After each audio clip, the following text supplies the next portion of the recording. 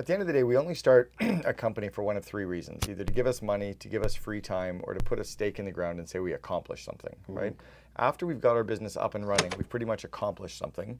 At some point, we have enough cash, but often we don't have the proper life. So sometimes our business is draining us. And if an entrepreneur is working on stuff that is draining them of energy, is frustrating them on a day-to-day basis, their business is destined to flatline. So you can bring on a second in command as a way to actually get all the stuff off your plate that drains you of energy that you're not good at.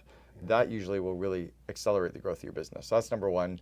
Secondly is if you're just not able to spend the time on the areas that you could be, right? If you're so busy managing the day-to-day and you have no time for strategy, no time for culture, no time for networking, no time for growth, and no time to really grow your direct reports. If you're merely managing them and overseeing them, but you have no time to remove their obstacles, grow their competence, grow their confidence, you're really kind of dead in the water there as well. So that's really the other part, is to give you that time to actually scale it properly. What would happen if I had a COO?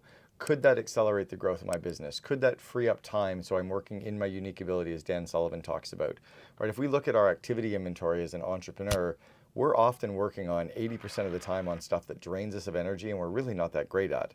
So maybe we don't need one, but if we had one and we paid $250,000, $350,000 for a really good seasoned COO, they could relieve all of that stuff off our plate to free up our time to truly just be in our unique ability. That's massive. You're going to get a 5-10x return off that investment very quickly. So you might not need one, but it's like, what would happen if I had one? How do you know if you need one? If you just don't have any time to spend with your team, if you're literally running from day to day, if the projects that are related to you that fall on your shoulders are so backed up that you've got like a 3-month runway of projects, you're just getting in your own way, right? And it's your business, so you're not hurting anyone else but yourself. So let's say that you're an entrepreneur of a 30-person company and you're managing a team of 5 or 6 people that are running the whole business for you, and you're deep in the day-to-day of operating the business, running the business, taking care of people, but you're also an amazing rainmaker. Like every time you go to an event, you show up at a mastermind, you do a speaking event, you do a podcast interview, you're this big rainmaker for the company, but you have no time to do it. If you just hired a COO to take 80% of your schedule off your plate, to free you up to spend 2 more hours a day, 10 more hours a week on rainmaking activities, your business goes through the roof. And because you can actually show up, even if you only did 2 more hours a week on that stuff, but you showed up with the right energy because you're not drained working on all the areas that suck up your time and energy, you're going to actually show up and perform better. Or if you can actually take care of your body and take care of your mind and take care of your health and take care of your relationships, you're going to show up better as an entrepreneur. The CEO is the chief energizing officer, right? We have to show up and infuse energy, and then it's the opportunity: is it good energy or is it draining energy? Right. So if you can remove it, that's one way that you'll actually get the 5 to 10x return. Go check out the Second in Command podcast on YouTube, Spotify, and Apple. We've interviewed over 450 of the top COOs on the planet. So when I left 1-800-GOT-JUNK, Brian took 12 months to find my replacement. He brought in the former president of Starbucks USA to replace me. We both thought she'd be an incredible hire, but he abdicated instead of delegated. So he literally said, I need you to run this. Now, it might be mindful that it was also in the 08-09 financial crisis. He was stressed. The company had gone from 106 million when I left down to 75 million. He just wanted someone to run it, and he kind of walked away for a year. She was very corporate, very bureaucratic, didn't like franchising, didn't embrace the culture. So all these ripple effects started happening, but because he gave her so much rope, she hung herself, like proverbially, right?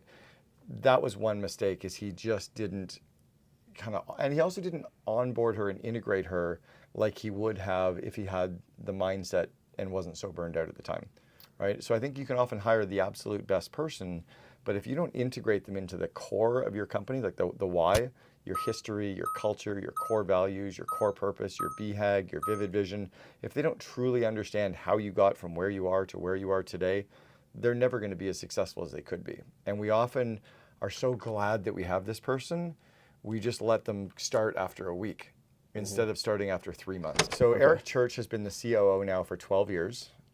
Strange that Eric and I actually have known each other since 1987. Eric and I started the very first fraternity in Ottawa, Canada together.